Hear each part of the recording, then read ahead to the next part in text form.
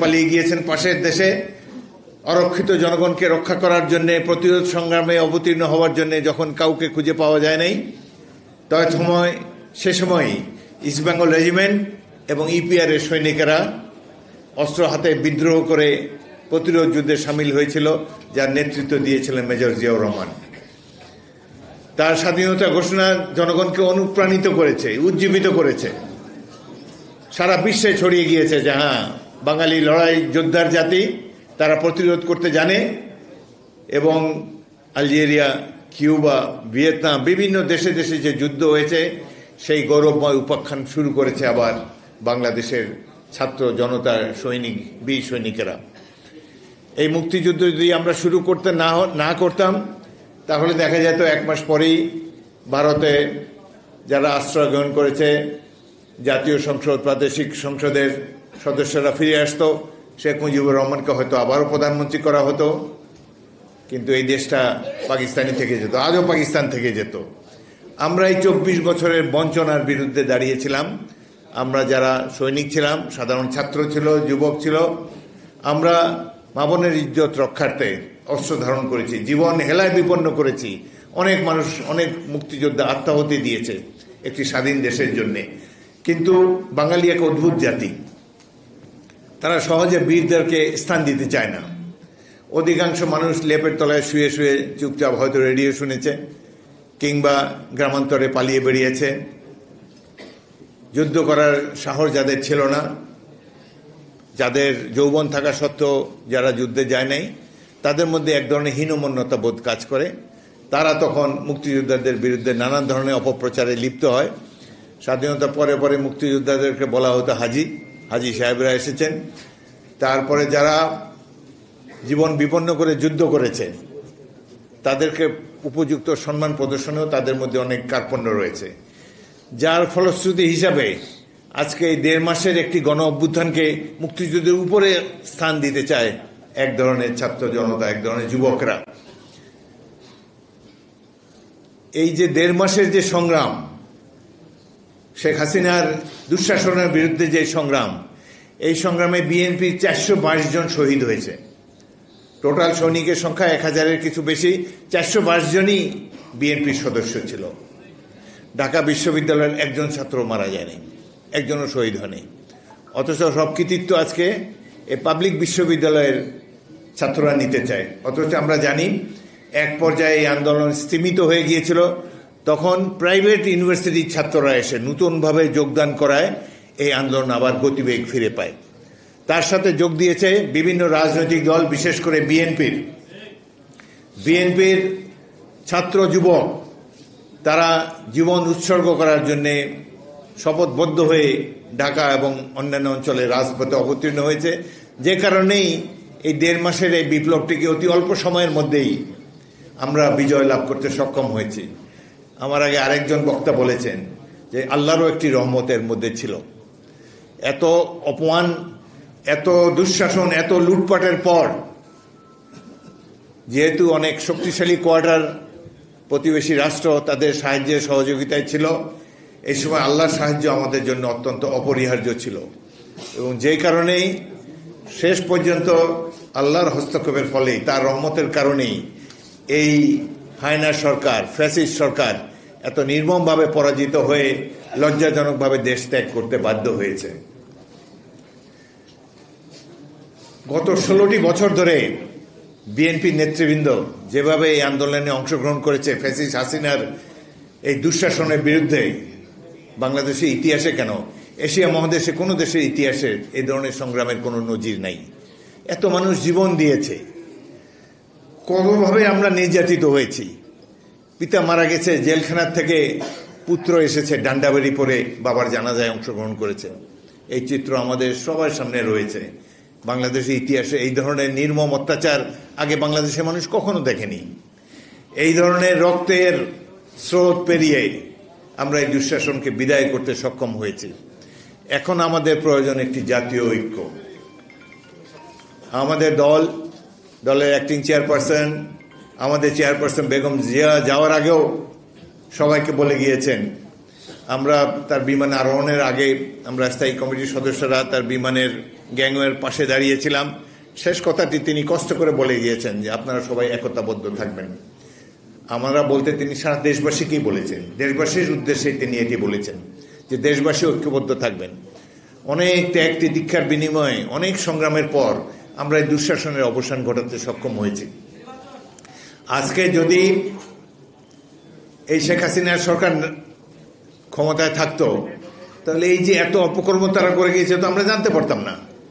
এমন একটা মিডিয়া গোষ্ঠী তিনি রেখে গিয়েছেন যাদের একমাত্র কাজ ছিল তেল দেওয়া। বিদেশ থেকে ফিরে আসলে যেইভাবে তাকে তেল মর্দন করত, আমাদের তো লজ্জা হতো, তাদের লজ্জা হয় কিনা জানি না। এগুলো কি ধরনের প্রশ্ন উত্তর বিদেশ সফরের পর আমরা টেলিভিশনে লাইভ দেখতে পেতাম। পিয়ন পর্যন্ত 400 কোটি টাকা চুরি করেছে হেলিকপ্টারে করে, এটা প্রধানমন্ত্রীর বক্তব্য, অনির্বাচিত বিনা ভোটের প্রধানমন্ত্রী। তাদের এমপি এবং অন্যান্য কেন্দ্রীয় নেতৃবৃন্দের কথা বাদই দিলাম, গ্রামে গঞ্জে ইউনিয়নে ওয়ার্ড লেভেলে পর্যন্ত যে সমস্ত আওয়ামী লীগের কর্মীরা রয়েছে লুটপাটের ফলে তারা লুটপাটের সাম্রাজ্য তৈরি করেছে। দেশে বিদেশে অগাধ বিত্ত অর্থ সম্পদ তারা রেখেছে।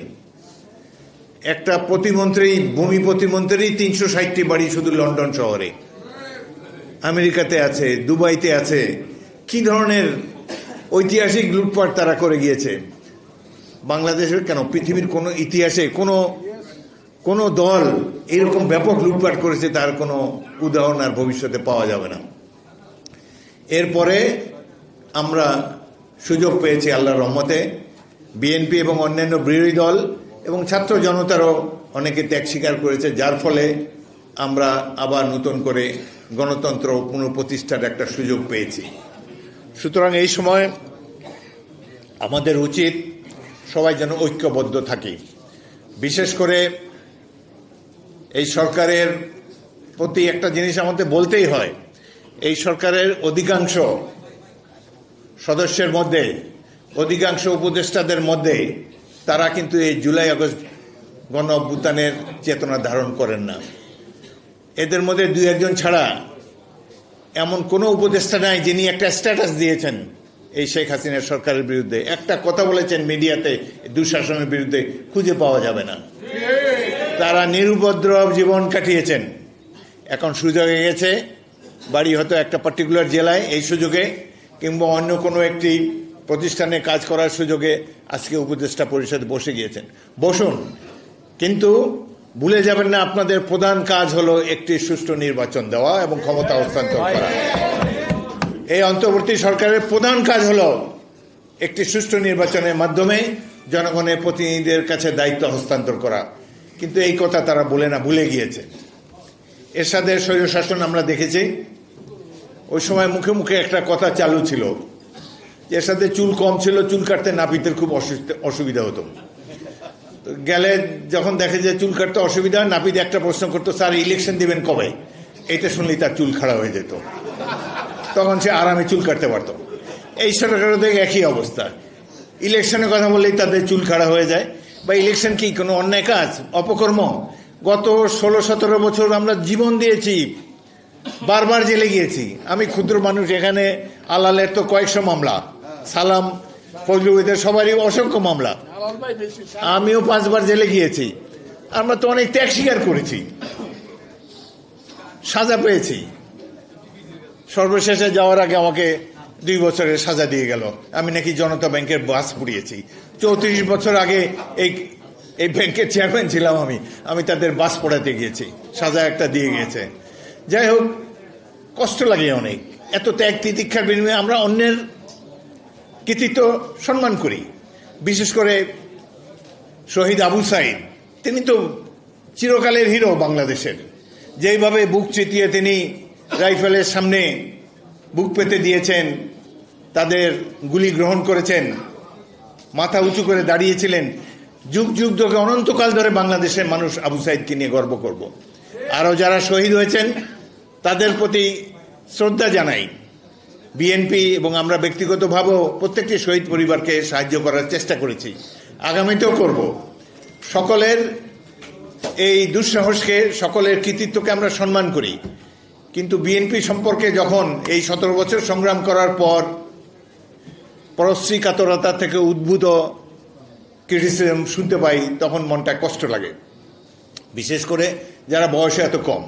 প্রফেসর ইউনূস একটা কথা বললে, বা আসিফ নজরুল, বা অন্যান্য উপদেষ্টা যাদের যথেষ্ট বয়স হয়েছে, যারা পরিচিত জনগণের কাছে, তারা একটা কথা হলে মানায়। কিন্তু নাতির বয়সী ছেলে যদি বিএনপি মহাসচিবের বিরুদ্ধে খোঁচা দিয়ে কথা বলে, এটি অত্যন্ত দুঃখজনক। আমরা এটা আশা করি না, ভয় পান কেন জনগণকে? আসেন নির্বাচনে, সুন্দর একটা দল বানান। এখনো তো প্রায় 1 বছর টাইম আছে, জনগণের কাছে যেতে পারবেন। আপনারা তো অলরেডি হেলিকপ্টারে অভ্যাস করে ফেলছেন, হেলিকপ্টারেও যেতে পারবেন সব জায়গায়। তো যান, ঘুরে ঘুরে আসেন, জনগণকে বলেন যে আপনারা এই দেশকে স্বাধীন করেছেন। 71 কিছু না, 47 কিছুই না। আরে ভাই, 71 তো দেখেন না? 71 সালে কিভাবে গ্রামে গঞ্জ থেকে পঙ্গপালের মতো হয়ে যশোর ক্যান্টনমেন্টে 8 ঘন্টা যুদ্ধের পর যখন বেরিয়েছি, ভেবেছিলাম যে বাংলাদেশে আমি একাই বোধহয় বিদ্রোহ করেছি। জানতাম না বাস্তব পরিস্থিতি। বাইরে আসার পর পাশে একটা গ্রাম ছিল খিতিবদিয়া, সেখানে যাওয়ার পর দেখি হাজার হাজার ছাত্র যুবক লাঠি, দা, খন্তা, কুড়াল ইত্যাদি নিয়ে দাঁড়িয়ে আছে। বলে, স্যার অস্ত্র দেন, যুদ্ধ করব। এদের মধ্যে থেকে 500 ছাত্রকে আমি ভর্তি করেছিলাম আমার ব্যাটালিয়নে, যার 100 জীবন দিয়েছে রণাঙ্গনে। আমি নিজেও যুদ্ধে আহত হয়েছিলাম। সেই মহাসংগ্রাম আপনারা দেখেননি, কল্পনাও করতে পারবেন না। খালি ভীতু বাঙালিদেরকে দেখে আপনারা অভ্যস্ত হয়েছেন, বীর শ্রেষ্ঠদেরকে দেখেন নাই, 71-এর লড়াকু তরুণদেরকে দেখেন নাই। এই দেশ আমরা যুদ্ধ করে স্বাধীন করেছি, ভারত স্বাধীন করে নাই। ভারতের অংশগ্রহণ না হলেও আমরা দেশ স্বাধীন হতাম। এখন সীমান্তে আমার প্রতিবেশী দেশ আবার গন্ডগোল শুরু করেছে। তাদের পছন্দের নেত্রী বিদায় হয়েছে, তাদেরও গাত্র জ্বালা শুরু হয়েছে। বাংলাদেশে মানুষের ফসল কেটে নিয়ে যান, আম গাছ কেটে নিয়ে যান, নানাভাবে গুলি করে সীমান্তে প্রতিদিন মানুষ হত্যা করেন। আমরা নীরবে অবলোকন করছি। ভুলে যাবেন না, এই দেশটা যুদ্ধ করে আমরা 71 সালে স্বাধীন করেছি। প্রয়োজন হয় আবারও ইনশাআল্লাহ আমরা যুদ্ধের ময়দানে। একবার 27 বছর বয়সে যুদ্ধ করেছি, এখন 81 বছর বয়সে আবারও অস্ত্র ধারণ করব সকল অন্যায় এবং অবিচারের বিরুদ্ধে। সুতরাং বিএনপি যদি দায়িত্ব পায় নির্বাচনের মাধ্যমে, আমি বারবার বলেছি, আমরা এই দেশের তরুণ সমাজকে মিলিটারি ট্রেনিং দেব, কম্পালসারি মিলিটারি ট্রেনিং দেব, অন্যান্য উন্নত বিশ্বের রাষ্ট্রের মতো, যাতে করে আমাদের এই স্বাধীনতা সার্বভৌমত্ব নিয়ে কেউ কোনো ধরনের ছিনিমিনি খেলতে না পারে। এখন যারা ক্ষমতায় এসেছেন, অতীতে তত্ত্বাবধায়ক সরকার ছিল 3 মাসের জন্য।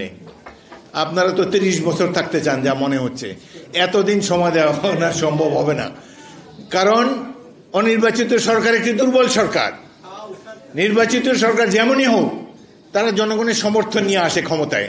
পরে যদি ভালোভাবে রাষ্ট্র চালাতে পারে থাকবে, রাষ্ট্র চালাতে না পারলে আবার গণ অভ্যুত্থানের মাধ্যমে তাদেরকে বিদায় করে দিয়েন। কিন্তু প্লিজ গণতন্ত্রকে অবহেলা করবেন না।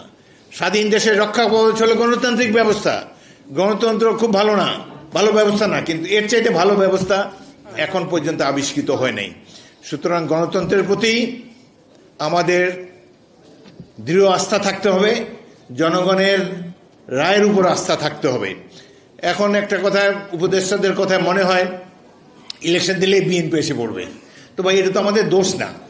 বছরের বছর সংগ্রাম দিয়ে, রক্ত দিয়ে আমরা এই পজিশনে এসেছি।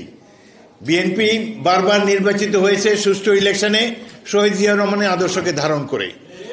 আমরা সেই আদর্শ ধারণ করে আগামী দিনে পথ চলতে চাই। আমরা 31 দফা দিয়েছি, তার আগে আমাদের চেয়ারপারসন বেগম জিয়া ভিশন দিয়েছেন। আমরা সব দিক দিয়েই গণতান্ত্রিক ব্যবস্থাকে শিরোধার্য করে একটি কল্যাণ রাষ্ট্র গড়ে তুলতে চাই। সুতরাং নির্বাচনকে ভয় পাবেন না। বিএনপি যে নির্বাচনে বিজয়ী হবে এটা তো কোনো গ্যারান্টি নাই। আপনাদের যে নূতন দল করতে যাচ্ছেন ক্ষমতা থেকে বেরিয়ে আসে দলটা করেন। কারণ ক্ষমতায় থাকলে আপনাদের নিরপেক্ষতা নিয়ে প্রশ্ন উঠলে তখন দেশের মানুষ অসন্তুষ্ট হবে। নিরপেক্ষ তত্ত্বাবধায়ক সরকার, ইন্টারিম সরকারের প্রধান চারিত্রিক বৈশিষ্ট্য হবে নিরপেক্ষতা। তারা সবাইকে সমান দৃষ্টিতে দেখবেন। এখানে বসে কিংস পার্টি করার চেষ্টা আপনারা করবেন না। প্রফেসর ইউনূস অত্যন্ত সম্মানিত ব্যক্তি, তার কোনো অভিজ্ঞতা নাই রাষ্ট্র পরিচালনায়, তার সাফল্য আমরা দেখতে পাচ্ছি না, তবুও আমরা তাকে সমর্থন জানাবো। কারণ দেশে বিদেশে সবখানে তিনি একজন নোবেল লরিয়েট, সারা বিশ্বে তার পরিচিতি আছে এবং এই মুহূর্তে এই সরকারের নেতৃত্ব দেওয়ার জন্য তিনিই যোগ্য মানুষ। কিন্তু নাবালকদের কথা চলবেন না। আপনি দেশের মধ্যে অনেক জ্ঞানীগুণী ব্যক্তি আছে, অনেক রাজনৈতিক দল আছে যাদের রাষ্ট্র পরিচালনার অভিজ্ঞতা আছে, তাদের সাথে আলাপ করে, দেশের জ্ঞানীগুণী মানুষের সাথে আলাপ করে এই রাষ্ট্রটি চালান এবং দীর্ঘ সময় থাকার চেষ্টা করুন না। যত দিন যাবে অর্থনৈতিক অবস্থা তো খারাপই হচ্ছে। এখন বছরের শেষ সময় এসে আপনি যে সময় এইভাবে ভ্যাট এবং অন্যান্য কর, শুল্ক ইত্যাদি দিয়েছেন, এটি অনেক ক্ষেত্রেই অমানবিক। এই ব্যাপারে আশা করি আপনারা প্রয়োজনীয় সংস্কার করবেন এবং যে সকল পণ্যের উপরে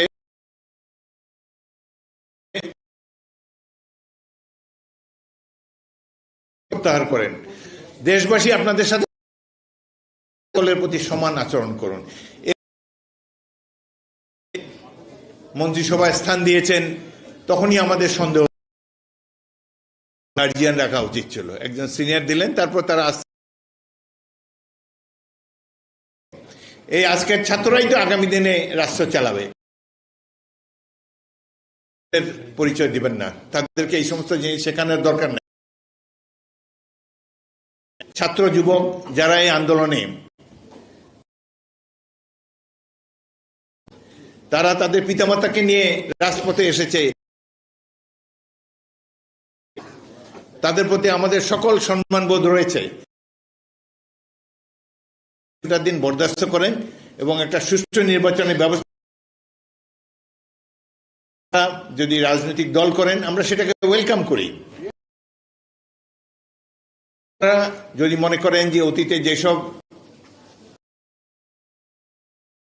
থাকতে পারে, কেউ তো মানুষ ফেরেশতা না, সেই ব্যর্থতা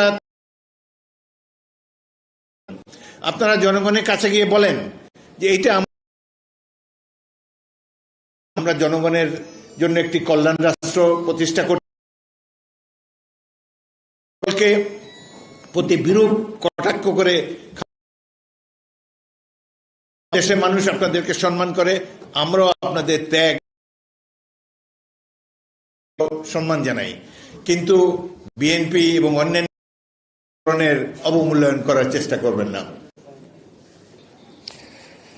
শহীদ রাষ্ট্রপতি জিয়াউর রহমান, তিনি সত্যিকারের একজন রোল মডেল ছিলেন। অনেক স্মৃতি তার সাথে আছে। তার সাথে প্রথম দেখা পাকিস্তান মিলিটারি একাডেমিতে খেলার মাঠে। আমাদের দুটি দলের খেলা হচ্ছিল, তিনি হুইসেল বাজিয়ে ডাকলেন, আমি এক দলের অধিনায়ক ছিলাম। তখন তার সাথে তিনি বললেন, ইংরেজিতে বললেন যে আমার নাম জিয়া, আমার যে একটি ব্যাটালিয়ন আছে, খুব ভালো ফুটবল টিম। এবং পরবর্তীকালে তিনি আমাকে অন্য একটি কোর্সের পাস আউটের সময় বললেন যে ইস্ট বেঙ্গল রেজিমেন্ট বাঙালিদের ভবিষ্যৎ, বাঙালিদের গর্ব, তুমি এখান থেকে পাস আউট করে ইস্ট বেঙ্গল রেজিমেন্টে যোগ দেবেন। আমি তার কথা মেনে ইস্ট বেঙ্গল রেজিমেন্টে গিয়েছি এবং অত্যন্ত ভাগ্যবান ইস্ট বেঙ্গল রেজিমেন্টের একজন সৈনিক হিসাবে মহান মুক্তিযুদ্ধে অংশগ্রহণ করার সুযোগ পেয়েছি। তিনি অত্যন্ত ক্রীড়ামোদী ছিলেন, আমিও এক সময় খেলা পাগল ছিলেন। তিনি সেনাবাহিনীর প্রধান যখন ছিলেন তখনও তার সাথে ফুটবল খেলেছি। তিনি বক্সিং চ্যাম্পিয়ন ছিলেন মিলিটারি একাডেমিতে। সর্বগুণে গুণান্বিত একজন ব্যক্তি। তবে বাংলাদেশের মানুষ সবচেয়ে তাকে সম্মান করে তার দেশপ্রেম এবং তার সততার জন্য। আমি পানি সম্পদ মন্ত্রী ছিলাম। ভারত যখন একতরফাভাবে গঙ্গা নদীর পানি প্রবাহকে বন্ধ করে দেয়, তিনি সরাসরি জাতিসংঘে গিয়েছেন। তিনি কোনো ধানাই পানাই করেন নাই, তাদের কাছে দেন কারবার করেন নাই, সোজা বিশ্ববাসীর কাছে আবেদন জানিয়েছেন যে আমাদের ন্যায্য অধিকার আমরা চাই, পানির ন্যায্য চাই। তার এই দৃঢ়তার ফলেই তৎকালীন ভারত সরকার একটি পানি চুক্তি করতে বাধ্য হয়েছে। একটি মাত্র চুক্তি যেখানে গ্যারান্টি ক্লজ ছিল, অর্থাৎ ফারাক্কা পয়েন্টে বাংলাদেশ কত পানি পাবে তার নিশ্চয়তা ছিল। বাংলাদেশে সেখানে অ্যাভেলেবেল পানির 60 ভাগ ছিল বাংলাদেশের শেয়ার, 40 ভাগ ছিল ভারতের শেয়ার। এবং বাংলাদেশের শেয়ারটা তিনি যে দিতে বাধ্য এটি চুক্তির মধ্যে ছিলেন, এটাকেই বলা হয় গ্যারান্টি ক্লোজ। তালপট্টিতে যখন একটি দ্বীপ ভেসে ওঠে, তখন অনেক এইসব বুদ্ধিজীবীদের মুখে কোনো কথাবার্তা ছিল না, কিন্তু তিনি একজন সাহসী রাষ্ট্রনায়ক হিসাবে তিনি নৌবাহিনীকে বলেছিলেন যে যুদ্ধ জাহাজ ওখানে পাঠাও, আমরা প্রয়োজন হলে যুদ্ধ করে হলো আমরা আমাদের দেশের প্রত্যেকটি ইঞ্চিকে সুরক্ষিত রাখব। যার ফলে এই অঞ্চলটির প্রতিবেশী রাষ্ট্র দখল করতে সক্ষম হয়নি।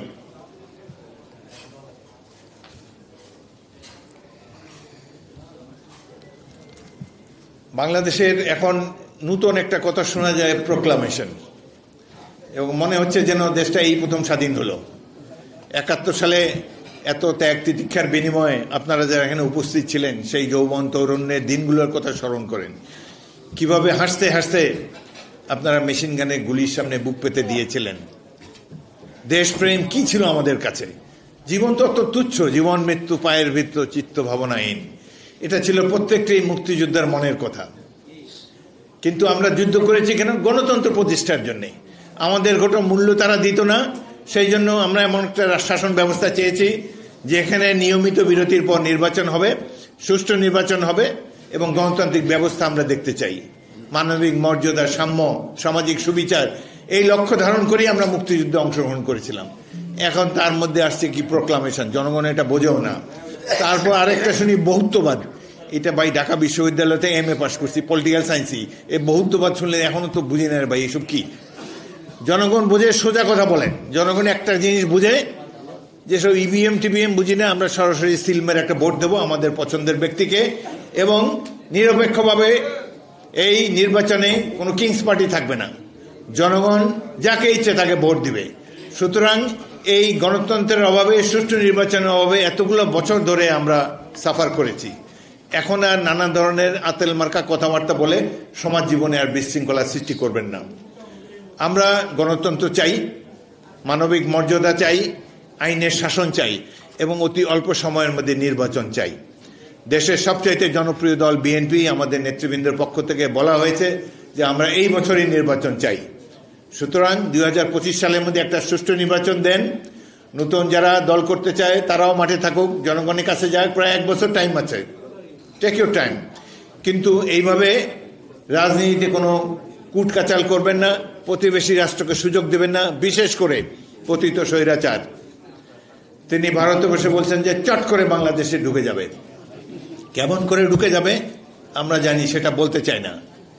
তবে দুঃখের বিষয়, এখনো কিন্তু পুলিশ বাহিনী রাহুমুক্ত হয় নাই। এখনো কিন্তু প্রশাসন, ওই শেখ হাসিনার প্রশাসন এখনো বহাল রয়েছে। এই সরকারের তো ক্ষমতা নাই। কেমন করে ক্যান্টনমেন্টের মধ্যে 622 জন অপরাধীকে তারা আস্থান দিতে সক্ষম হলো কারণ আপনারা দুর্বল। প্রথম রাত্রে বিড়াল মারা উচিত ছিল, কিন্তু সেটি আপনারা করতে পারেন নাই। যত অপরাধী তারা একটি বিশেষ বাহিনীর সাহায্য নিয়ে ধীরে ধীরে সীমান্ত অতিক্রম করে ভারতে গিয়েছে বাংলাদেশের বিরুদ্ধে ষড়যন্ত্র করার জন্য। বোঝাই যাচ্ছে এই সরকার তাদেরকে নিয়ন্ত্রণ করতে পারছে না। এই যে 17টা বছর অন্যায়, অবিচার, নির্যাতন এবং এই যে 1.5 মাসে কতজনকে হত্যা করা হলো, কই কাউকে তো গ্রেফতার করে নাই। যারা হত্যাকাণ্ডের নায়ক, যারা পুলিশ বাহিনীর পাশে দাঁড়িয়ে গুলি করে নিরীহ ছাত্রদেরকে বা সাধারণ মানুষকে হত্যা করেছে, তাদের বিরুদ্ধে আজ পর্যন্ত এই প্রশাসনে, পুলিশ বাহিনী কোনো ব্যবস্থা নিতে পারে নাই। অর্থাৎ এই সরকার একটি দুর্বল সরকার। সুতরাং অতি দ্রুত নির্বাচন দেন। দেখেন জনগণের বলে বলিয়ান হয়ে কিভাবে আমরা তাদেরকে দমন করি। আমরা একটি কল্যাণ রাষ্ট্র প্রতিষ্ঠা করতে চাই। এই গত 17 বছরের অন্যায় অবিচারের বিরুদ্ধে ব্যবস্থা নিতে চাই। আরেকটি বিষয় নিয়ে সব দল, রাজনৈতিক দলও চুপচাপ, বর্তমান সরকারও চুপচাপ। সেটা হলো বাংলাদেশের অর্থনৈতিক অবস্থা তো ভালো না। তারা এই যে হাজার হাজার কোটি টাকা, হাজার হাজার ডলার বিদেশে পাচার করেছে, ব্যাংকে রয়েছে, সেটা আনার জন্য তো কোনো কমিটি করেন নাই। এটা আনার জন্য তো বিদেশে কোনো দূত পাঠাচ্ছেন না। যদি আমাদেরও রাষ্ট্র পরিচালনার অভিজ্ঞতা আছে, যদি এই দেশের সর্বোচ্চ আদালত রায় দেয়, সেই রায় সাথে নিয়ে আমরা বিদেশি রাষ্ট্রের কাছে যাই, যারা অন্যায়ভাবে লুণ্ঠন করে আমাদের সম্পদ নিয়ে আপনাদের দেশে বিনিয়োগ করেছেন, অবশ্যই তারা এই সম্পদ ফেরত দিতে বাধ্য। বাংলাদেশের কয়েক বছরের বাজেট চলে যাবে এই চোরগুলার টাকা যদি আমরা ফিরে আনতে পারি। সুতরাং এই বিষয়ে দৃষ্টি দেন এবং বিশেষ করে যারা হত্যাকাণ্ড চালিয়েছে, গুম করেছে, তাদের বিচারের ব্যবস্থা করেন। এগুলা কথা নাই, তারা আছে প্রোক্লামেশন নিয়ে। সুতরাং অনেক আতেল জাতীয় কথাবার্তা, ওগুলা আপনারা যদি রাষ্ট্র ক্ষমতায় যেতে পারেন, জনগণের ভোটে, তখন পালন করেন। হাসিনা চলে যাওয়া মানে তো অর্ধেকের বেশি সংস্কার অলরেডি হয়ে গেছে। শেখ হাসিনা না থাকলে আর সংস্কার করবে কি? শেখ হাসিনার সাথে সাথে অপসংস্কার বিদায় নিয়েছে। এখন সংস্কার করার ন্যায্য অধিকারী হলো একটি নির্বাচিত গণপ্রতিনিধি। একটি পার্লামেন্ট সংস্কার করবে, সেই পার্লামেন্টকে আসার সুযোগ করে দিন। শুধু শুধু আর সময় ক্ষেপণ করবেন না। এই কয় মাসে বোঝা গেছে আপনাদের দৌড় কতটুকু। আমরা তারপরও আপনাদেরকে সম্মান করি। আমরা সকল রাজনৈতিক দলের মধ্যে ঐক্য চাই, বিশেষ করে ছাত্র জনতার সাথে রাজনৈতিক দলসমূহের ঐক্য অত্যন্ত প্রয়োজন। আশা করি এই ঐক্যের পথে আপনারা কেউ বিভেদের প্রাচীর তুলে দেবেন না এবং এই বর্তমান সরকারের সংস্কার করার, নির্বাচনী ব্যবস্থার সংস্কার যতটুকু প্রয়োজন তার জন্য 2-3 মাস সময় যথেষ্ট। সুতরাং আর সময় না ক্ষেপণ না করে একটা ভালো জনগণের নির্বাচিত সরকার আসার সুযোগ দেন। এই জন্যই তো আমরা 71 সালে যুদ্ধ করেছি। নির্বাচিত সরকার ছিল না বলেই তো আমাদেরকে যুদ্ধ করতে হয়েছে। আবার কেন নির্বাচিত সরকারের জন্য আমাদের দেন দরবার করতে হবে? মনে হয় আমরা নির্বাচনের কথা বললে উপদেষ্টাদের মুখ কালো হয়ে যায়, মনে হয় কেন একটা অন্যায় দাবি দাওয়া আমরা করছি। আমরা তো অন্যায় দাবি দাওয়া করছি না, বিএনপিকে ক্ষমতায় বসান সেটাও বলতেছি না। তবে এটা অবশ্যই বলবো, কিংস পার্টি গঠন করবেন না। যারা রাজনীতি করতে চায় এই সরকার থেকে পদত্যাগ করে বাইরে গিয়ে তারা সরকার গড়ে তুলুক। তারা যখন এত কিছুই পারে, শেখ হাসিনার মতো দুঃশাসনের নেত্রীকে যখন বিদায় করতে পারে তারা, তাহলে আগামী দিনে জনগণ তাদেরকে নিশ্চয়ই হয়তো ভোট দিবে, এই আশায় থাকতে পারেন। Let there be level playing field. আমরা সুষ্ঠু নির্বাচন চাই, অতি দ্রুত নির্বাচন চাই। আজকের এই দিনে খুবই প্রয়োজন জিয়াউর রহমানের মতো একজন রোল মডেল। আমি জাতীয়তাবাদী মুক্তিযোদ্ধা দলকে আন্তরিক ধন্যবাদ জানাচ্ছি। তারা আমাদের নেতা, মুক্তিযুদ্ধের নেতা শহীদ রাষ্ট্রপতি জিয়াউর রহমানকে স্মরণ করার জন্য এই অনুষ্ঠানের আয়োজন করেছেন। আপনাদের সবাইকে অসংখ্য ধন্যবাদ। আল্লাহ হাফেজ। বাংলাদেশ জিন্দাবাদ, বিএনপি জিন্দাবাদ, শহীদ জিয়া অমর হোক।